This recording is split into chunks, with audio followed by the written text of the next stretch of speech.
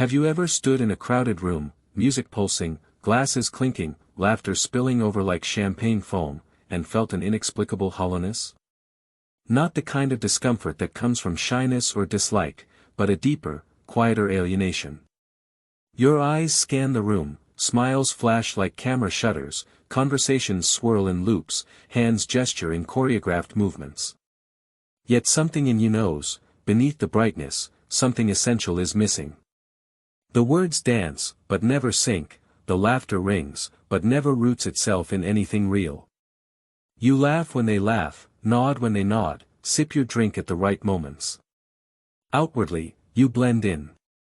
But inside, you are elsewhere, watching it all as if through a pane of glass, wondering why it feels so staged. This is not the loneliness of being without people. It is a different species of solitude, the solitude that comes in the presence of others. And if you have ever felt this, you have touched the core of what Arthur Schopenhauer called the intelligent rejection of social life. Schopenhauer's unfashionable truth. Arthur Schopenhauer, 1788–1860, is often remembered as the philosopher of pessimism, but that title misses his deeper purpose. He was not simply a chronicler of misery. He was a man who refused to paint the world prettier than it was. He considered illusions dangerous, not because they hurt feelings, but because they kept people from truth. And one of the greatest illusions, in his eyes, was that human social life is primarily about genuine connection. In his view, most of it is about performance, scripts we inherit and improvise on, not to understand one another, but to protect egos, assert status, and trade validation. Small talk, polite flattery, exaggerated interest, these weren't just harmless social habits to Schopenhauer. They were veils, stretched thin over the far more sobering realities of existence. The theater of the everyday. Schopenhauer did not reject human contact out of coldness, but out of clarity. He saw that in most conversations, listening is rare. Instead, people wait for their turn to speak, using the other person's words as mere pauses in their own performance. Compliments are often edged with competition.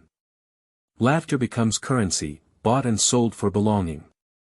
He noticed that the more intelligent the person, the more exhausting this theater becomes, because the intelligent person notices. They see the wink behind the smile, the subtle power plays in the tone, the rehearsed phrasing in casual remarks. Once you notice, you cannot go back to being unaware.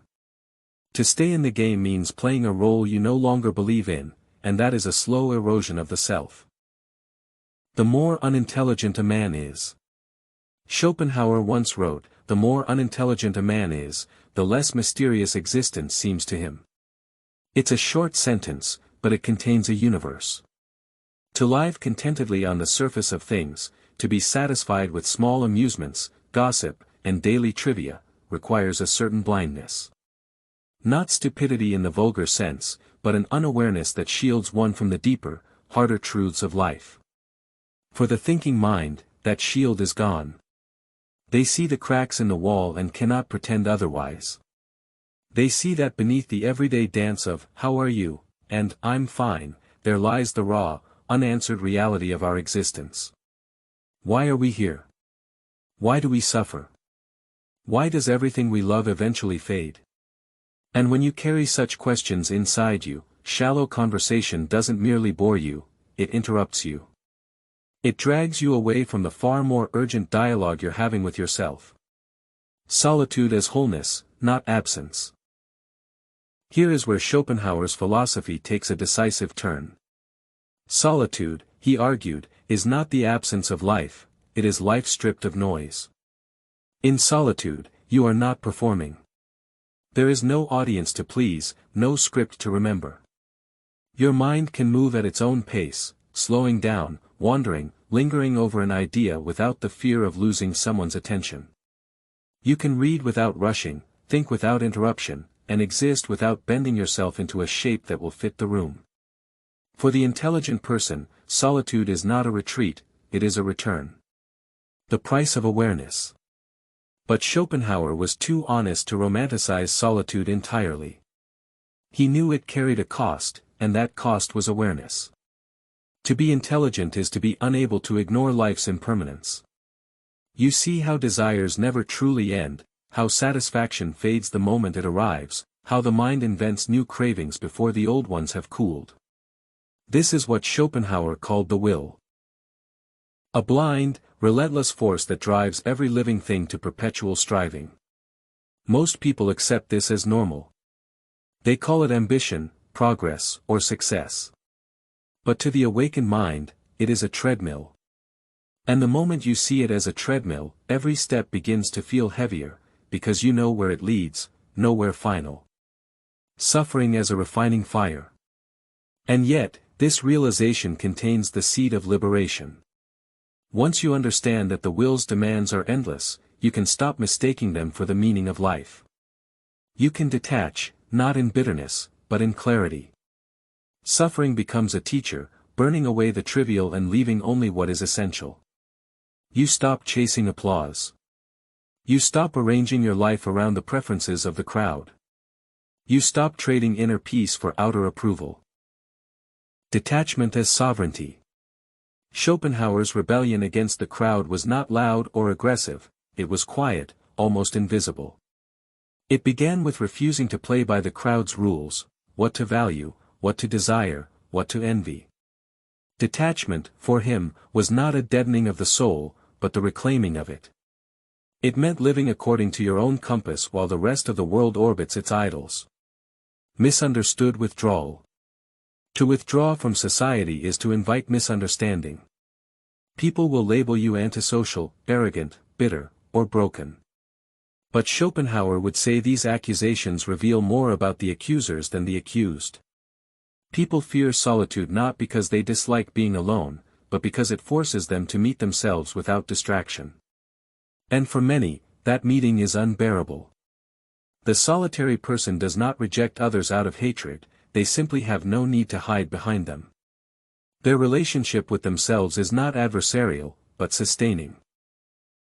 The portable solitude.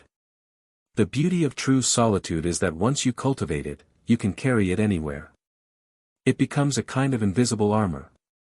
You can stand in a crowd without absorbing its frenzy, speak without seeking validation, and listen without planning your reply. The Stone and the Wind, Schopenhauer on mastery of the self in an age of endless performance. Praise does not inflate you, criticism does not diminish you. The noise of the world passes over you like wind over a stone. This, for Arthur Schopenhauer, was the highest form of mastery, not mastery over others, but mastery over oneself. In his view, the truly free person was not the one who commanded armies, dictated laws, or bent others to their will, but the one who could remain unmoved by the tides of public opinion, unmoved by both flattery and insult. It is not that praise and criticism lose all meaning to such a person, but that they no longer penetrate the inner sanctuary of their being. They are heard, registered, and allowed to pass without disturbing the stillness within. In this way, the individual ceases to be a reed that bends with every gust and becomes, instead, the stone over which the wind passes, untouched, unmoved, complete. If he lived in our time. If Schopenhauer could see our world today, he would find his diagnosis not only confirmed but intensified. In his day, social performance took place in salons, parlors, marketplaces, and lecture halls. The stage was physical, bounded by walls and by time. Conversations ended when you left the room. The eyes that judged you were finite and familiar. Now, the stage has expanded beyond all boundaries. It glows in our hands and rides in our pockets. It follows us into our bedrooms, our workplaces, even our private moments of reflection. Every post, every photograph, every carefully chosen word becomes part of the great, never-ending show. The applause is now counted in likes, shares, comments, and retweets, numbers that rise and fall like a public stock exchange for personal worth. The performance never truly ends. You do not simply leave the stage at night, it follows you into your dreams, humming in your pocket, glowing at your bedside, whispering for attention. The hunger for approval in the digital arena. For the intelligent and reflective mind, this is more than exhausting, it is suffocating. Schopenhauer spoke often of the will, that deep, blind drive that animates life, and how it enslaves us to endless striving. In the age of Instagram and Twitter, the will manifests as an insatiable appetite for recognition. A photo is posted not simply to share an experience, but to provoke a response, to harvest proof of being seen, validated, approved. The crowd of Schopenhauer's time was limited by geography and social circle. But the crowd of today is infinite and anonymous, and its appetite for performance is bottomless. Worse, it is no longer just the crowd that demands a show, we have trained ourselves to become restless if we are not performing. If no one is watching, we feel invisible. If no one is reacting, we feel irrelevant. The will, now fed by algorithms and engagement metrics, becomes an ever-hungrier master. Solitude under siege. In Schopenhauer's 19th century, solitude was threatened only by physical company, by the knock on the door, the unannounced visit, the crowded marketplace. One could escape into a study, a garden, or a walk in the countryside and find genuine silence. Today, solitude is under siege from a far more insidious invader, the constant digital presence of others. We may be alone in a room, but our minds are crowded with the thoughts, opinions, and judgments of thousands, sometimes millions, of strangers. Notifications act like invisible tethers, pulling our attention back into the collective noise. We no longer require a physical body beside us to feel the weight of company, the digital voice is enough. This erosion of solitude has profound consequences for self-mastery. Without uninterrupted time to think, to feel, to be, the inner voice becomes faint, drowned out by the endless chatter of the network. The courage to step away. Schopenhauer's philosophy offers a radical prescription for this modern ailment: step deliberately away from the stage. But this stepping away is not simply deleting social media accounts or moving to a cabin in the woods, though such gestures can help. It is, more fundamentally, a shift of allegiance. It is a conscious decision to prize the approval of your own conscience above the applause of the crowd. To do this requires courage, for the world equates visibility with existence. The moment you step out of the performance, you risk being forgotten. In the digital age, invisibility feels like death. And yet, to those who have tasted the stillness of genuine solitude, this death is a kind of rebirth. It is a shedding of masks, a release from the exhausting maintenance of a public persona. The final turn inward. In the end, Schopenhauer's rejection of social life was not a withdrawal into nothingness, it was a pilgrimage to essence. When you step away from the crowd stage, something remarkable happens. The noise fades. The applause dies. The roles dissolve. And what remains is the self, quiet, unmasked, whole. This final turn inward is not an escape from life but a return to it. For the endless performance of public life is, in many ways, a distraction from reality. It is a dance on the surface of the water, never touching the depths.